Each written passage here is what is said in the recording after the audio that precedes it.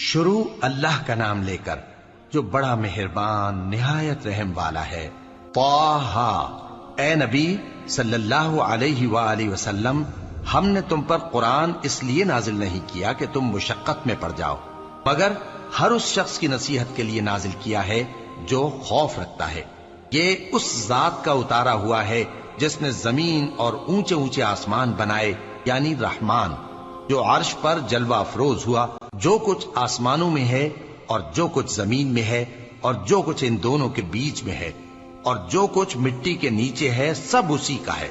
اور اگر تم پکار کر بات کہو تو کیا ہے، وہ تو آہستہ کہی ہوئی اور نہایت پوشیدہ بات تک کو جانتا ہے۔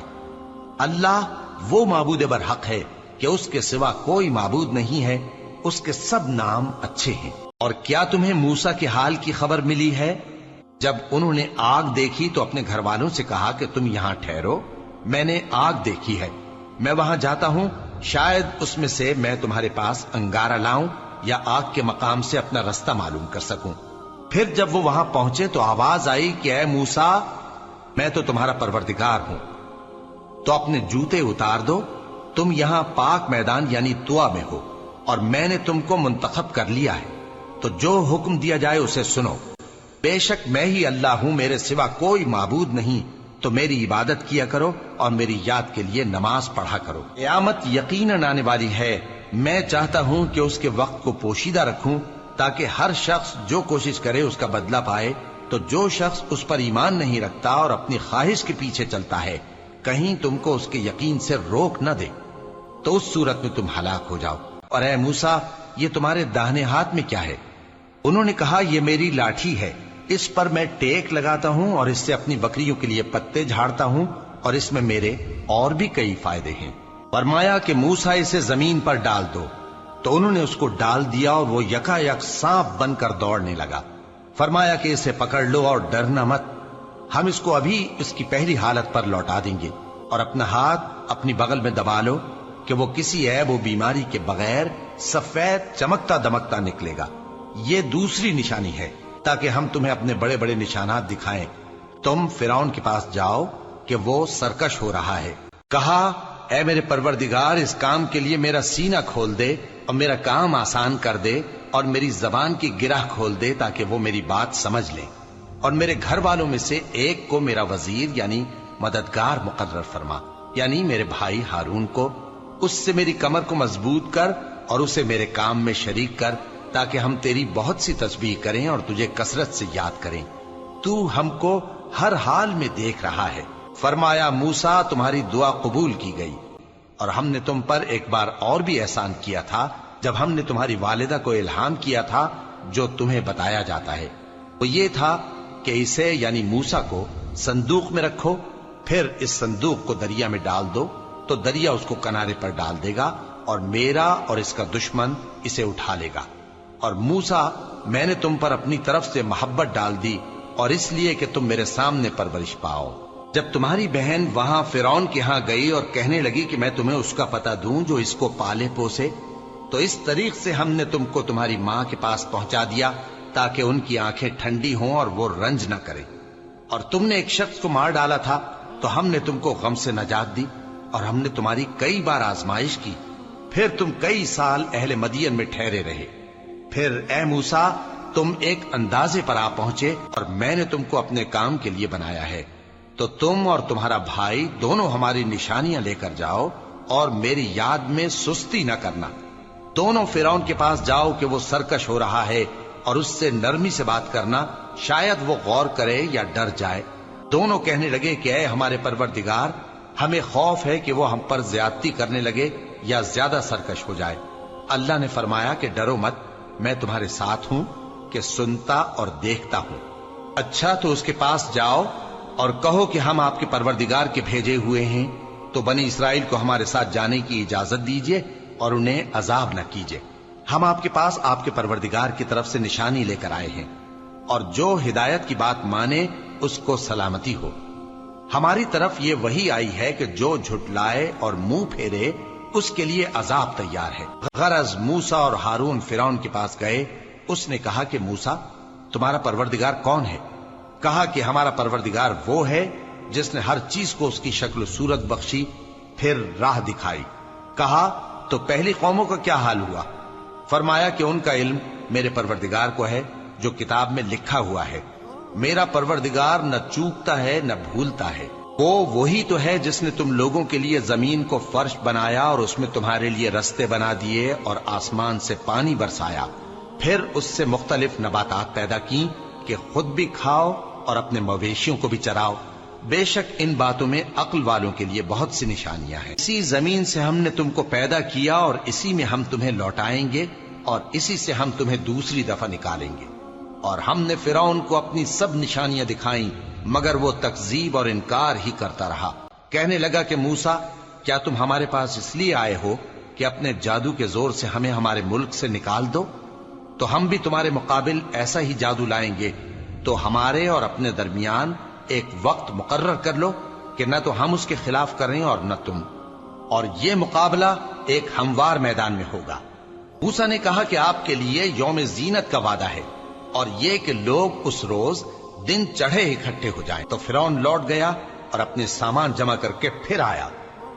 موسیٰ نے ان جادوگروں سے کہا کہ یہ تمہاری بربادی ہوگی، اللہ پر جھوٹ نہ باندھو، وہ تمہیں عذاب سے فنا کر دے گا، اور جس نے جھوٹ باندھا وہ نامراد رہا۔ تو وہ باہم اپنے معاملے میں جھگڑنے اور چپکے سرگوشی کرنے لگے۔ کہنے لگے یہ دونوں جادوگر ہیں، چاہتے ہیں کہ اپنے جادو کے زور سے تم کو تمہارے ملک سے نکال دیں اور تمہارے بہترین مذہب کو نابود کر دیں۔ تو تم جادو کا سامان اکٹھا کر لو اور پھر قطار باندھ کر آؤ۔ آج جو غالب رہا وہی کامیاب ہوا۔ جادوگر بولے کہ موسیٰ، یا تو تم اپنی چیز ڈالو یا ہم اپنی چیزیں پہلے ڈالتے ہیں۔ موسیٰ نے کہا بلکہ تم ہی پہلے ڈالو۔ جب انہوں نے چیزیں ڈالیں تو یکا یک ان کی رسیاں اور لاٹھیاں موسیٰ کے خیال میں ایسی آنے لگیں کہ وہ میدان میں ادھر ادھر دوڑ رہی ہیں۔ اس وقت موسیٰ نے اپنے دل میں خوف محسوس کیا۔ ہم نے کہا خوف نہ کرو، بلا شبہ تم ہی غالب رہو گے، اور جو چیز یعنی لاٹھی تمہارے داہنے ہاتھ میں ہے اسے ڈال دو کہ جو کچھ انہوں نے بنایا ہے اس کو وہ نگل جائے گی۔ جو کچھ انہوں نے بنایا ہے یہ تو جادوگروں کے ہتھ کنڈے ہیں، اور جادوگر جہاں بھی جائے کامیاب نہیں ہوگا۔ اس پر جادوگر سجدے میں گر پڑے، کہنے لگے کہ ہم موسیٰ اور ہارون کے پروردگار پر ایمان لائے۔ فرعون بولا کہ پیشتر اس کے کہ میں تمہیں اجازت دوں تم اس پر ایمان لے آئے؟ بے شک یہ تمہارا بڑا یعنی استاد ہے جس نے تم کو جادو سکھایا ہے۔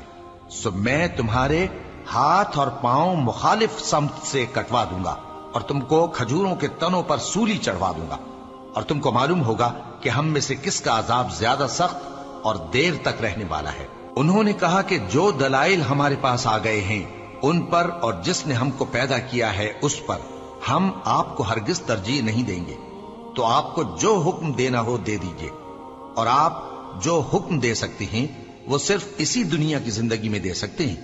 ہم تو اپنے پروردگار پر ایمان لے آئے تاکہ وہ ہمارے گناہوں کو معاف کرے اور اسے بھی جو آپ نے ہم سے زبردستی جادو کرایا، اور اللہ سب سے اچھا ہے اور ہمیشہ باقی رہنے والا ہے۔ جو شخص اپنے پروردگار کے پاس گناہگار ہو کر آئے گا تو اس کے لیے جہنم ہے جس میں نہ وہ مرے گا نہ جیے گا، اور جو اس کے روبرو ایماندار ہو کر آئے گا اور عمل بھی نیک کیے ہوں گے تو ایسے لوگوں کے لیے اونچے اونچے درجے ہیں، یعنی ہمیشہ رہنے کے باغ جن کے نیچے نہریں بہ رہی ہیں، ہمیشہ ان میں رہیں گے، اور یہ اس شخص کا بدلہ ہے جو پاک ہوا۔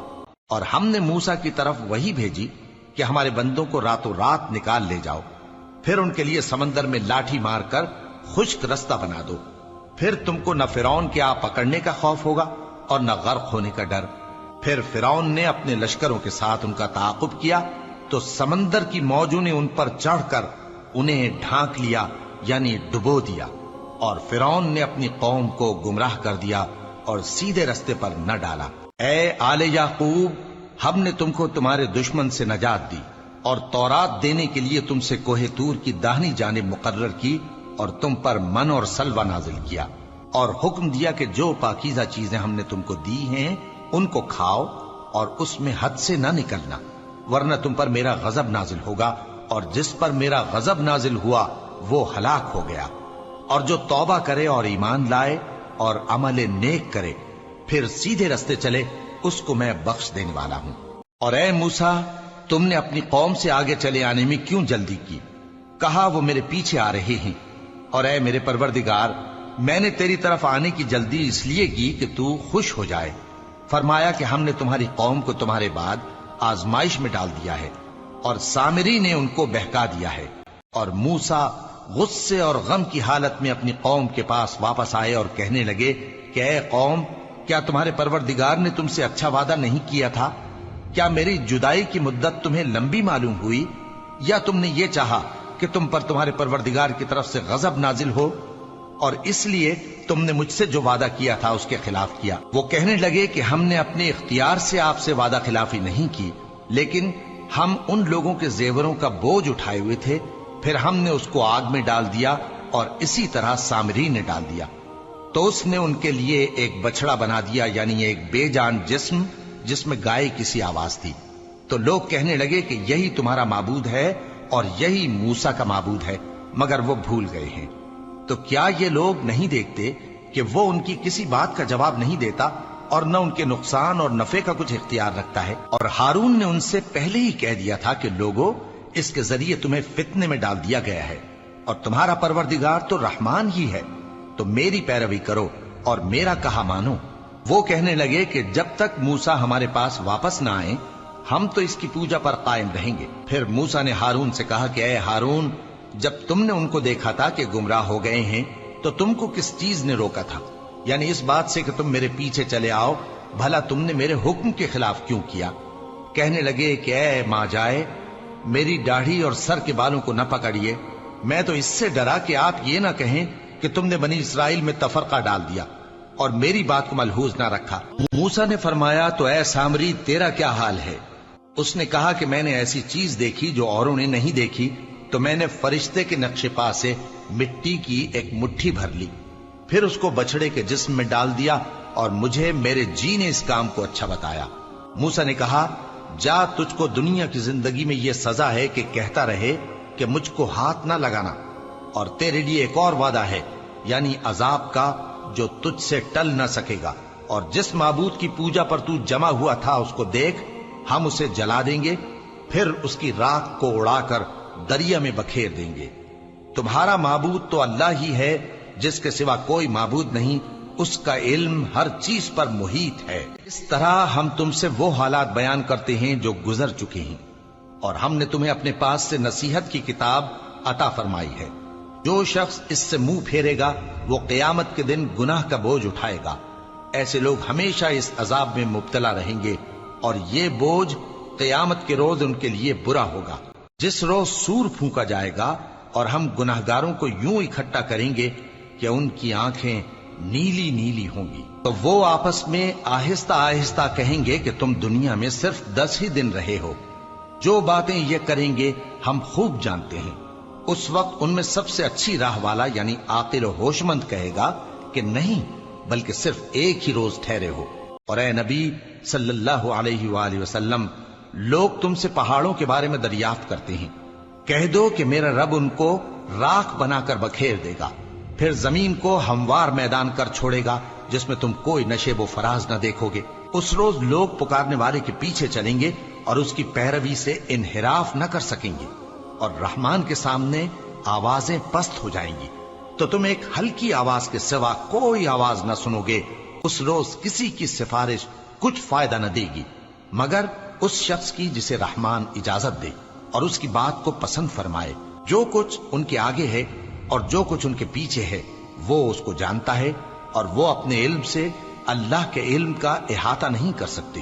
اور اس زندہ و قائم کے روبرو منہ لٹک جائیں گے، اور جس نے ظلم کا بوجھ اٹھایا وہ نامراد رہا، اور جو نیک کام کرے گا اور مومن بھی ہوگا تو اس کو نہ ظلم کا خوف ہوگا اور نہ نقصان کا۔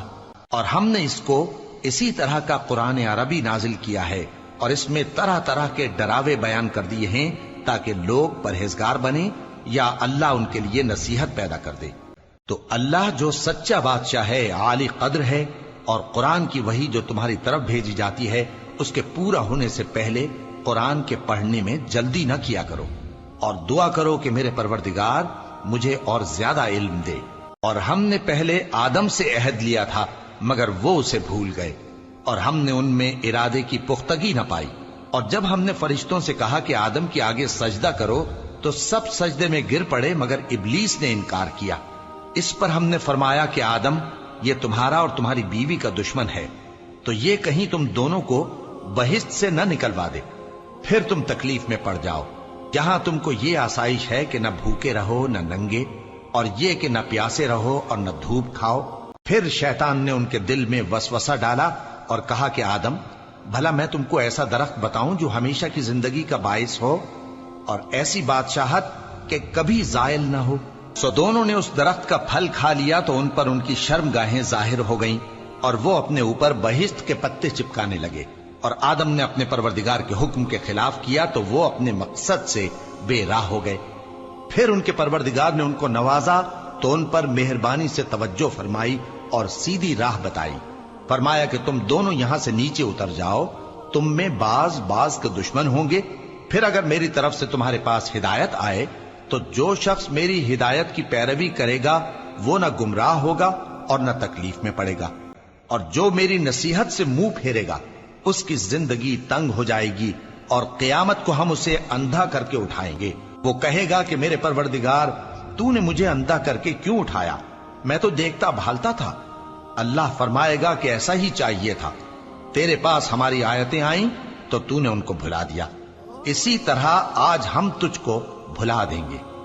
اور جو شخص حد سے نکل جائے اور اپنے پروردگار کی آیتوں پر ایمان نہ لائے، ہم اس کو ایسا ہی بدلہ دیتے ہیں، اور آخرت کا عذاب بہت سخت اور ہمیشہ باقی رہنے والا ہے۔ کیا یہ بات ان لوگوں کے لیے موجب ہدایت نہ ہوئی کہ ہم ان سے پہلے بہت سے فرقوں کو ہلاک کر چکے ہیں جن کے رہنے کے مقامات میں یہ چلتے پھرتے ہیں؟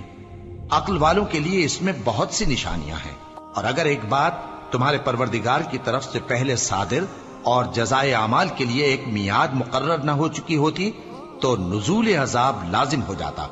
پس جو کچھ یہ بکواس کرتے ہیں اس پر صبر کرو، اور سورج کے نکلنے سے پہلے اور اس کے غروب ہونے سے پہلے اپنے پروردگار کی تسبیح و تحمید کیا کرو، اور رات کی کچھ گھڑیوں میں بھی اس کی تسبیح کیا کرو، اور دن کے مختلف اوقات یعنی دوپہر کے وقت بھی، تاکہ تم خوش ہو جاؤ۔ اور کئی طرح کے لوگوں کو جو ہم نے دنیا کی زندگی میں آرائش کی چیزوں سے نوازا ہے تاکہ ان کی آزمائش کریں، ان پر نگاہ نہ کرنا، اور تمہارے پروردگار کی عطا فرمائی ہوئی روزی بہت بہتر اور باقی رہنے والی ہے۔ اور اپنے گھر والوں کو نماز کا حکم کرو اور اس پر قائم رہو۔ ہم تم سے روزی کے خواستگار نہیں، بلکہ تمہیں ہم روزی دیتے ہیں، اور نیک انجام اہل تقوی کا ہے۔ اور کہتے ہیں کہ یہ پیغمبر اپنے پروردگار کی طرف سے ہمارے پاس کوئی نشانی کیوں نہیں لائے؟